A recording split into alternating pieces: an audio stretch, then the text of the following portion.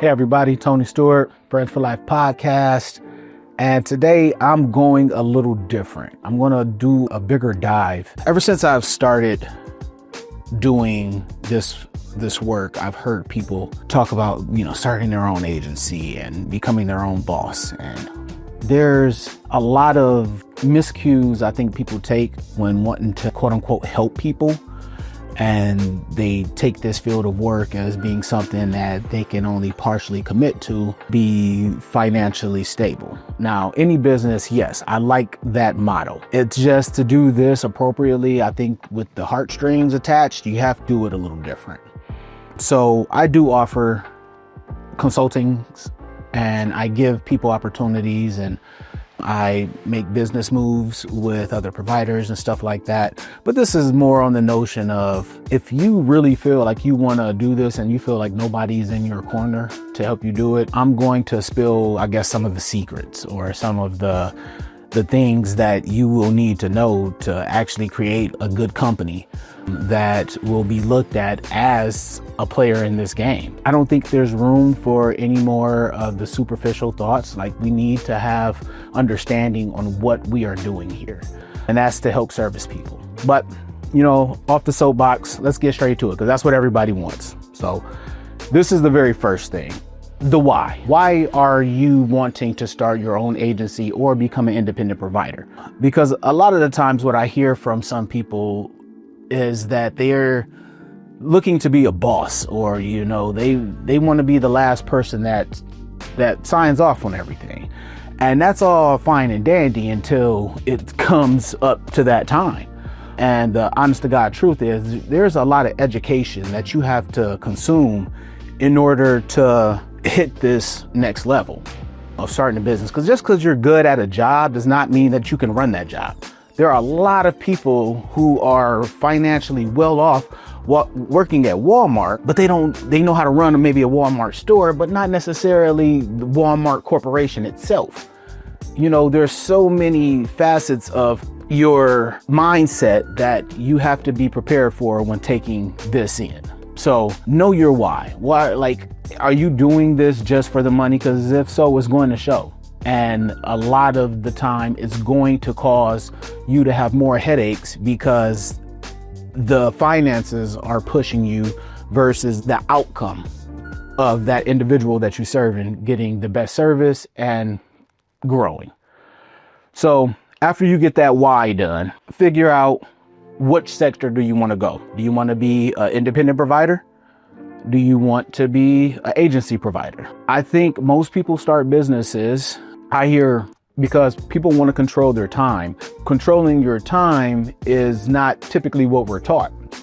It's normally given, like, you go to school, even when you have work at school, you have work at home. And I think a lot of us get tired of that when we get older, and we think that that's not supposed to be like that anymore. Now you get to go to work and then you go home and you don't have to do anything, and when you're starting this kind of business, you really need to focus on which area you want to go to. Because if you want to get paid a little more and do the same thing at the same time, you most likely will want to be an independent provider.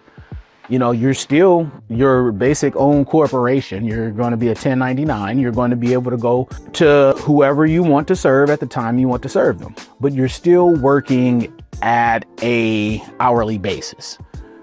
But if time is something that you are focused primarily on, I know a lot of single moms who do this so they can make time for their children. But there's limitations to the amount of individuals they can work with, to the timing that they can work, and so on and so forth. But that is still a very good option. If you want to go agency route here in Ohio, and I think most of these rules that I'm going to talk about and demonstrate are not just strictly Ohio, because that's another good point. If you're watching this video and you're just mad at your employer and you're, I'm going to start my own company so you just can do whatever you want, you should click off now. This is not for you. I'm not going to help somebody with a vengeance start a company, because honestly, I tried that the very first get-go, and that was my mindset.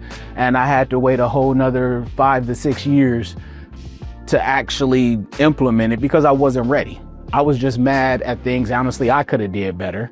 but I wanted to point at others, but I digress. But if you're going to do an agency, figure out the size. What size are you dreaming of? You know, do you want to have what is considered a large provider status, 50 or more individuals? Do you just want maybe 3 or 4 individuals? And again, you can control that time, but also seclude yourself, because as an independent provider, this is another factoring point, you cannot employ people. As an agency provider, you can employ people. So that's where taking all of these other skills that I'm going to be talking about throughout this series into account on how you're educating yourself. So for purposes of moving along, let's just say you want to do something modest. Let's say 15 individuals. What does that require from you now?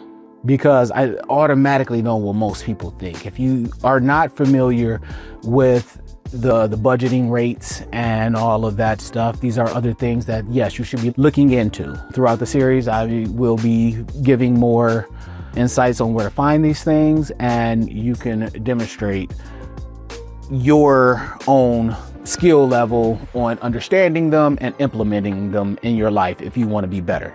If there's 15 individuals that you're servicing, you're going to have to figure out now, what are these ratios? What are the ratios? Because 15 individuals, what kind of individuals are you talking about? In the state of Ohio, we range a lot of our individuals through a 3-tier process, a A, B, or C. And that dictates the kind of service dollars that they get through the state and what kind of ratios we're allowed to have for staffing and care. Get to know those and understand those, because if you have 15 C's, for example, and you're running an ADS, an adult day service, your ratio will be crazy. I would almost say almost 25 to 30 staff will be needed, you know, and then that's all depending on each person's specific needs. So are you wanting to have that kind of impact? But let's say you have 15 A's. A's are more of the people that we service who don't need a whole lot of reminding about stuff. Just, you know, some service drop-ins from here to there. Make sure that, you know, food is up to par, laundry is good, finances are good. It's more like a social check-in, and maybe do some things out in the community. 15 of those, that drastically brings your ratio down to maybe even 5 to 7 staff, maybe even less. Now that might work for you. And then you get to be out in the community doing a whole bunch of extra things that you like to do. And that might be your type of freedom. So again, this is all still in the why are we doing, and then choosing our path. You know, it's very important that you go through this process and spend some time doing it. I laid in my head countless nights dreaming about being in the position that I'm at. All right, next part. You've decided now you want to be an agency provider. As I said, if you didn't do the simple research, I'm not going to really go that far, but in your location, Google how to become an agency provider in the DD field. Or you can go to the state website, which is right here if you're watching on YouTube. Follow the checklist. The checklist will have a whole host of things that you're going to need. And from what I've seen, every couple of years it changes and they add new criteria to become a provider. So waiting the course is not really helping. And a lot of that is because there are so many providers who are just, they're here, but they're here for them. There's a happy medium.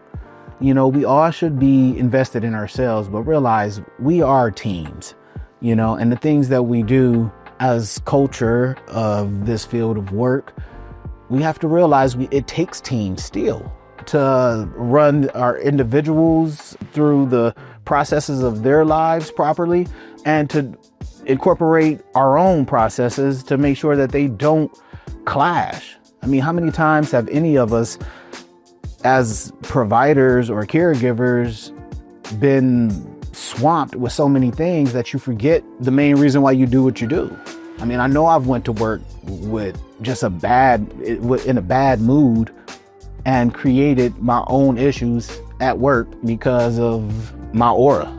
The checklist. Once the checklist is in your hand, there's a couple of things on there that are going to stick out that are very important. There's a whole bunch of administrative stuff that you need to take care of, trainings and so on and so forth. Do all of that first. What I see a lot of people do, they get so ready to start this journey that they want to do all the things that cost money. You know, they're talking about making websites, they're trying to buy flair, shirts and all of this stuff. And it's like, whoa, how far are you in the process? And it's, oh yeah, man, I just started it. I filled my name out and did it. Like, let's slow it down. So on that checklist, you're going to have liability insurance. Now, if I'm not mistaken, you need roughly like $1 million worth, and this should not run you too much. Now, be careful, go to a trusted agent. No one sponsors this show who I would refer, but there are different people out here who can help you find this. And the reason I say that is because when you don't know what you're looking for, it can be very expensive. Another reason why you don't go past the administrative stuff first into this is because once you start this, you have to pay that premium continuously. So don't do it until you're at the final stages. Another part of that is going to be your Medicaid. You're going to have to pay for the Medicaid licensing and all of that, along with the application fee. Both of those are a couple grand together. That will happen once you submit. So if you're waiting to the last minute to do all of these things, this actually gives you time. If you're working a second job or doing another kind of hustle or something, you can actually stack the money up. My personal opinion, from what I've seen, and to account for inflation and being 2025 and all of that stuff right now, you need roughly $10,000 to $12,000 of seed money to do this properly. Now, that's just for my comfortability. And if that number shocks and scares you, hey, you may be able to finagle some stuff a whole different kind of way. That's just my cushion. You got to realize I have a wife, 5 kids, and a dog. So, and I had all of that but the dog when this was being started. So it's possible to do, and you don't need it all. But if you're going to want that money consistently, so you're not living on the streets. But between $10,000 and $12,000 will, I think, see it through, that you get through the process with less headache. All right, next, the checklist has been completed and we're ready for submission. When you submit, it's like a moment to hold your breath because it gets to the point that this stuff is getting real. You're going to send and submit everything that the state has asked you. You're going to now sit and wait for them to review this process. I think they say it takes 30 to 90 days. Like the regular part of it take 30 days, but if they have to go through the review process, that can add more time to it. And typically in a review process, to my understanding, they're just checking on some background information. If you've been in this field for quite a bit, if you've ever been in the MUI, do not let this scare you. But I believe that's one of the things that they like to look at, to be able to be sure that you weren't malice in your behavior in the MUI, what were the circumstances, and so on and so forth. There's even things in the application process where they ask if you or any loved ones you're related to are in the same industry. So like, these are things that I think that the state is trying to do to minimize on, places that may have been abusive, switching names and changing stuff up to still remain eating dollars from the very field that they've hurt the community. All right. So after the review process, you're going to get an email and it's going to say, congratulations, everything went through. Then they're going to set up Medicaid review. So Medicaid is now going to come to your area of operations. Now, if you signed into, most people who do this, I did it myself. they will use maybe a part of their home or, a very small office somewhere. So I did that. So I used a part of my home as office space starting out, and they came and they have a list of things that they look for. Some of them are, like to have a lockbox, a storage cabinet that's fireproof, making sure that it's clearly marked that this is an office for that company, that door has a lock. You want to make sure that it's actually a room that's being for operational use. You don't and I understand if it's in a bedroom or something, but you don't want it to be in a room that has easy access. You must have complete access and be able to lock people out. So that's some of the stuff. Other than that, they're going to go through policies and procedures. What are you going to do? Oh, another big one that I've seen come up in a couple of people that I've consulted is like software and firmware, making sure that you have some kind of firewall to protect sensitive information. And since Friends for Life has started doing nursing and stuff, we have really cracked down on a lot of things. Like, it's so crazy, man. I can't even use my phone on our Wi-Fi anymore because we're really trying to, be safe with people's HIPAA and stuff. But yeah, those are a lot of the things. If for any reason you don't pass the Medicaid, and they come at random, like they will give you a window of time, like, hey, maybe the week of such and such, but they're going to pop up. Even if they give you a day, they're just going to pop up at any time. And this is where another point comes into, is this for you solely? I think too many folks, like I said before, you start a company just because either you're mad at your boss or you see the amount of money or how someone's living and you're like, well, they own the company.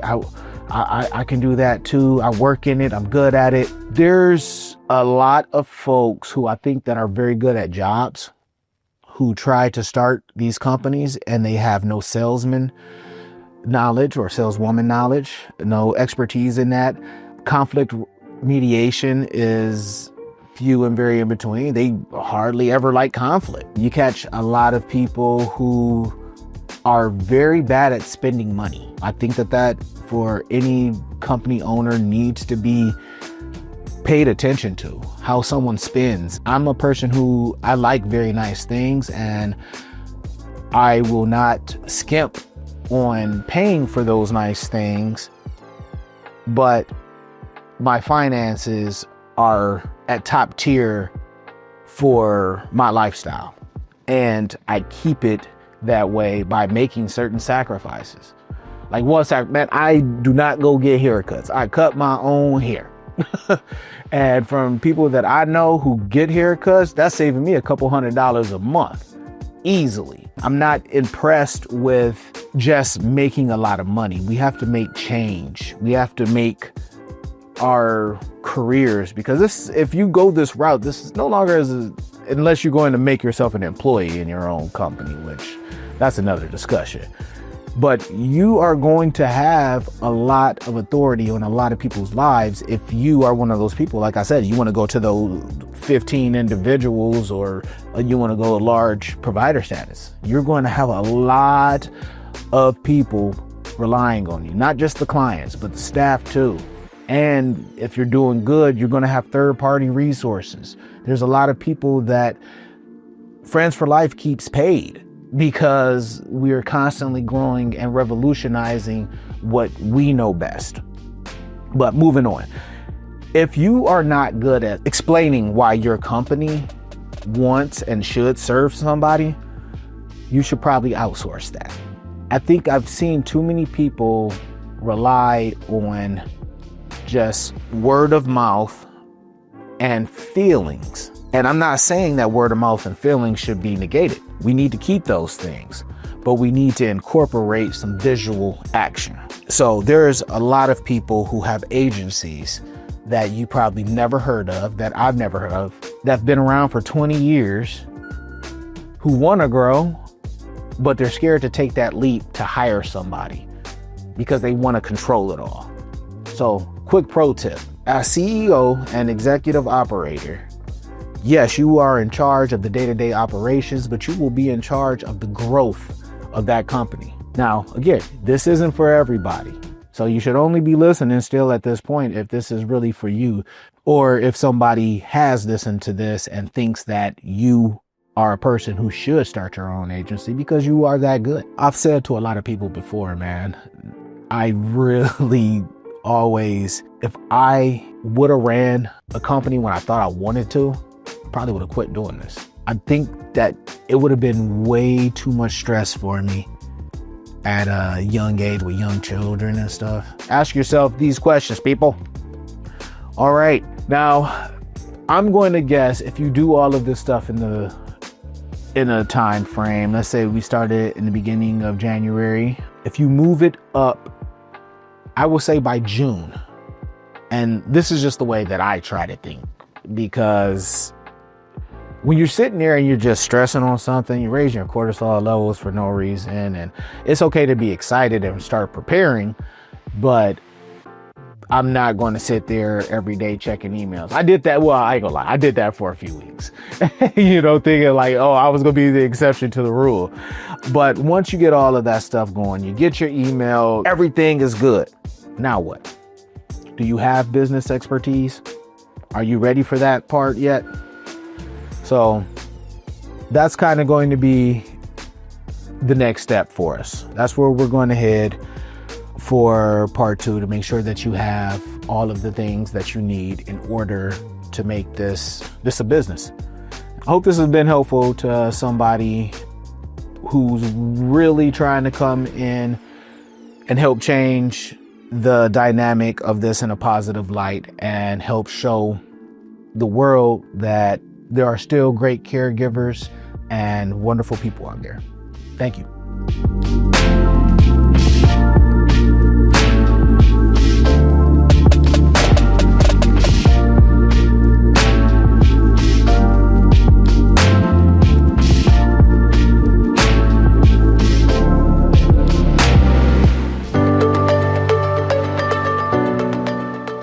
I'm Dr. Craig Escudé, President of Intellectability.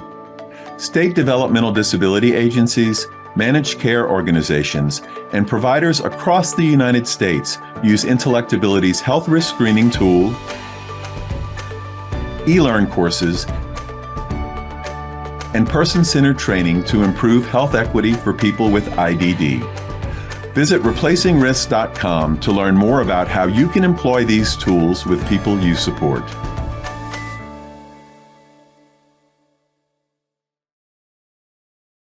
Making sure that individuals are reaching the goals they have set for themselves.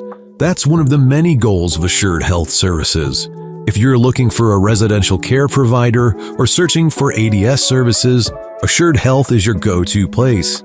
Assured Health, helping others succeed. Learn more at assuredhealthohio.com or call 494-442-8066.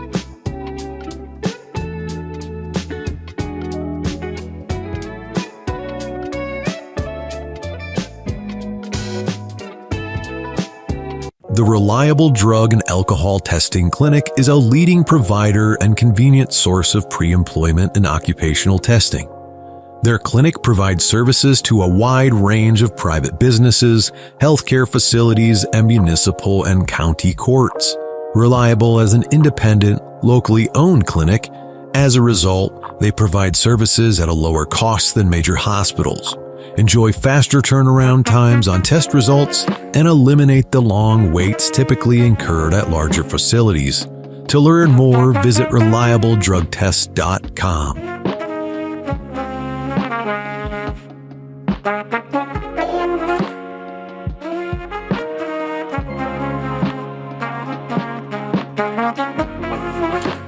THS Remote Supports is clearly focused on improving independent living through dynamic and personalized services. Their systems have been carefully developed and perfected to ensure that everyone receives the best care through the least intrusive means possible. Located in Cincinnati, Ohio, they've spent over 20 years providing in-home supports to individuals with disabilities. If you or someone you know is looking for a remote service provider, go to thsrss.com or call 513-882-9828.